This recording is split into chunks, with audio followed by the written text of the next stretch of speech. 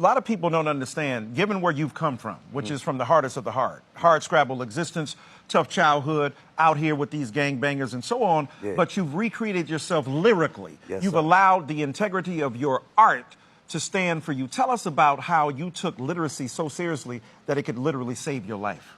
Words is powerful, you know? And I think that the ability to articulate, you know, you could really impact people. You know, with words. Obviously, you're a clear case of that. Both of y'all, you know, being in as an author, as a TV host, and just somebody that communicates for a living. So I just think that having an experience, a human experience in LA, and just in the streets and the real culture, coming from gang culture, and articulating that through music, became inspiring to people that's in that life. Right. And even people outside of it. Not to cut you off. No. I don't want to cut you off. Yeah, no, it's an important point. But not only that, you're not only speaking through the words, but one of the things I noticed when I met you is the beauty of the ink on your body, right? That's right. And it tells a story. I remember, you know, Tupac told a story, LeBron has a story, Kobe has a story. What's of all the tattoos that you have, that you're tatted up, which one is the most significant, the most important, or the most meaningful to you? I think it's two of them. One of them is on my face. It said, I don't know what side. I think, it's this side. It said, God will rise.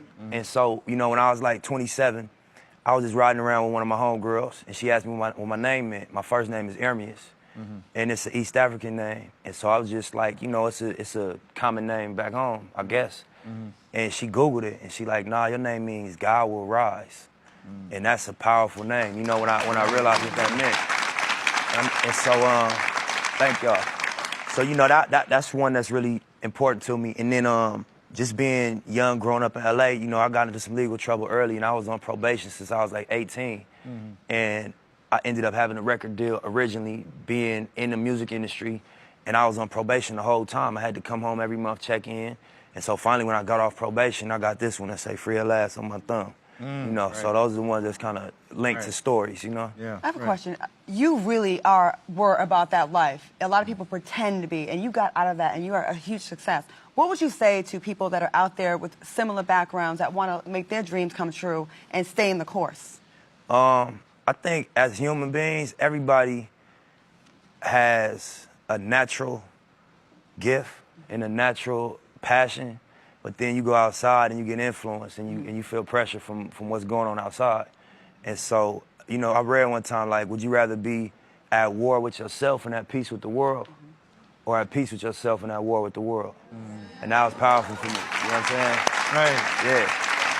Now, speaking of which, Claude and I were talking backstage. One of the things I love about you is that you bring a sense of authenticity. It's portable. It doesn't get stuck in one place.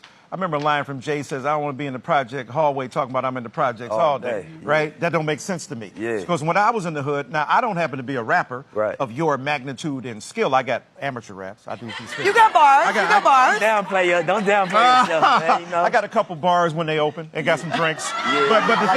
But the thing is that you represent such authenticity and power of that. What do you say to young people who get fixed on that as the ultimate be-all and end-all, as opposed to doing what you did, which is use it as a transformation into something different? I think you said it. It's about just the authenticity and the honesty. I'm not in, you know, a culture of going outside hustling every day no more. I'm not in a culture of, you know, being involved with gang activity anymore. At that moment, for me to make art, I had to reflect on reality, you know? And so it would be untrue. If I was talking about balling or talking about owning businesses, I didn't.